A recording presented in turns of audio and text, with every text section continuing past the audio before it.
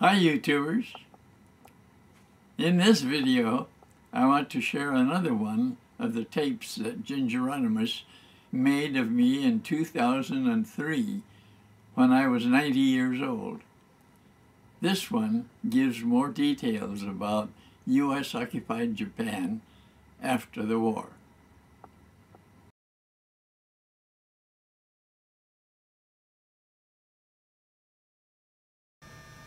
About 3 months into the training period on my first tour in Japan, orders came from MacArthur's headquarters that I should make an inspection with the top-level Japanese of all of the training camps in the southern part of Japan, everything south of Tokyo, including the island of Kyushu. You'd have to go through the tunnel to get down to the lower southernmost island of Kyushu. And on board that was a private railway car tour. On that car were General Hayashi, his aide, Lieutenant Colonel Hatana, his best English-speaking staff member, 2 car boys, that's it, and me. I'm the only American aboard. I had to teach Hayashi, knowing that we would be going to military camps, that the American officer in command of the camp, this is still occupation, my first tour, would, knowing that Hayashi was coming, top-ranking military officer on the Japanese side, there'd be a guard of honor for him to review at the gate, at the entrance to the post. And I had to teach Hayashi how to conduct an inspection of the guard of honor, including how to do a right face and a left face and about face and all these things. It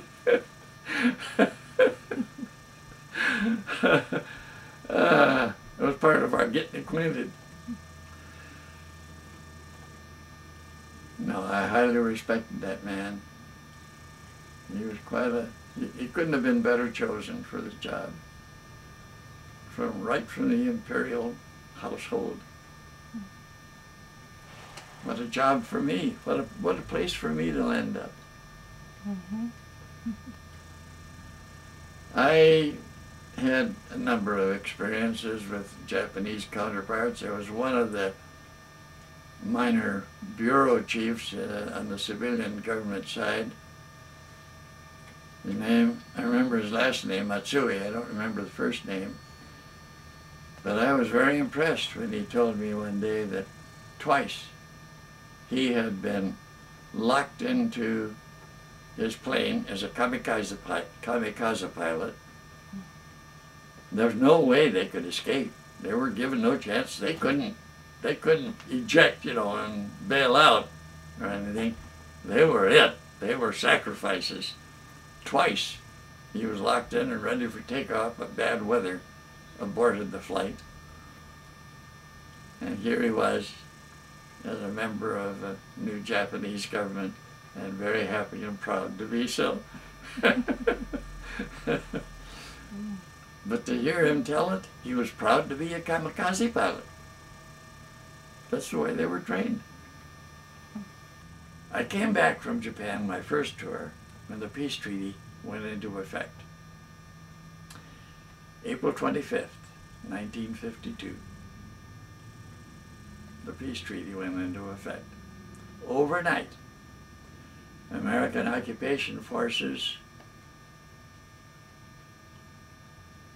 in command of those posts that were under training as the new self-defense force, which under occupation authority, the senior American officer there was the commander. Overnight, at midnight, he would no longer be the commander. He would revert to an advisor to the now senior Japanese commander. I knew that this was going to cause problems. There were 42 different prefectures in Japan that had training units in them. There were all kinds of American officers in command of those 42 units. Many of them hated the Japanese and would do anything to humiliate them. To suddenly revert from a command position to an advisory position, Hayashi and I, with Namikawa's connivance, had a discussion. And I got the word through Namikawa to Hayashi that I wanted to know, in case there were problems, real problems, at any one of those 42 camps, I wanted to know. And I would see that that problem officer would be relieved of that job. I had to do that in a number of cases. Hayashi appreciated that turnover, assistance on my part. And I came home. My function was no longer Occupation Japan, senior advisor to the Japanese government. From MacArthur's staff viewpoint, any future relationships would be through the embassy, what's known as a MAG, M-A-A-G, Military Assistance Advisory Group. And our whole advisory, top secret advisory group under occupation was transferred to the embassy to function in an advisory rather than an occupation status. Now, in transferring that advisory group from occupation to the embassy, that meant that their members would have diplomatic immunity. And in protocol fashion, any names of people who are going to have diplomatic immunity are submitted in advance to the host country to give them a chance. This is a courtesy, diplomatic courtesy. Give them a chance to declare anyone that they choose to do so as being persona non grata. We would rather not see that person here in that capacity. So the list of all those people that had been transferred from the unit of which I was a former member, now I'm back in the States as a General Staff Officer at Fort Ord, and that list went to the embassy, and from the embassy to the Japanese government, and who else would the Japanese government present it to look it over and express his opinions but Hayashi. So I learned later, much later, that Hayashi took the list and looked at it. Whatever other comments he might have made, I have no idea, but I was told he made the comment, I would have loved to have seen Colonel Loken's name on that list. I was summarily given orders from Fort Ord back to Japan for my second tour.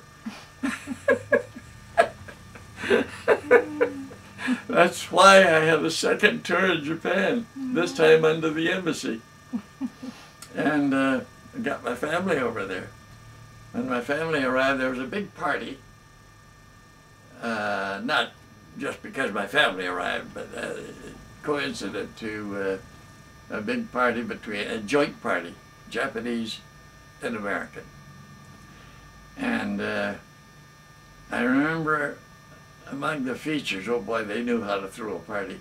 There was a huge ice carving of an elephant with its trunk upraised and a foot up in the air, you know, things like that. The Japanese are pretty good at that, those ice carvings.